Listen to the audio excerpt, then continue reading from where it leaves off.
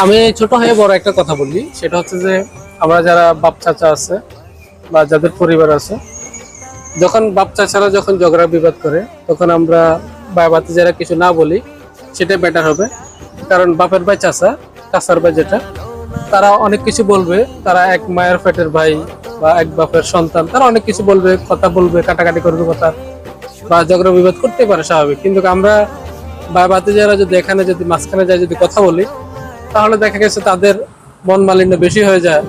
কারণ আমরা চেষ্টা করব যে, আমরা যারা ভাই ভাতিজা আছে তারা চেষ্টা করব যে বাপ চাচার মধ্যে যে কথাগুলো নিয়ে ঝগড়া বিবাদ হচ্ছে সেগুলোর সমাধান করা, সেগুলো তাদেরকে বুঝিয়ে দেওয়া।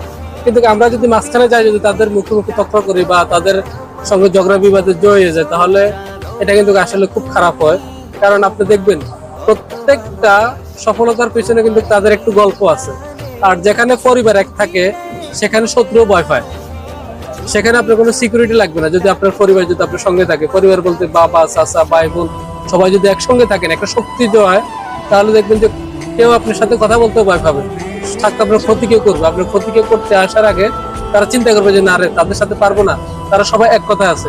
কিন্তু যখন দেখবেন যে আপনি নিজেরা নিজেদের মধ্যে কাটাকাটি হানাহানি করতেছেন, তখন কিন্তু মানুষ সুযোগ পায়। তখন বাইরের মানুষ এসে আপনাদের পরিবারে এন্ট্রি নেয়, আর তখন আপনাদের মধ্যে আরো শত্রুতা বাড়ে। এটা থেকে সবাই সাবধান থাকবেন।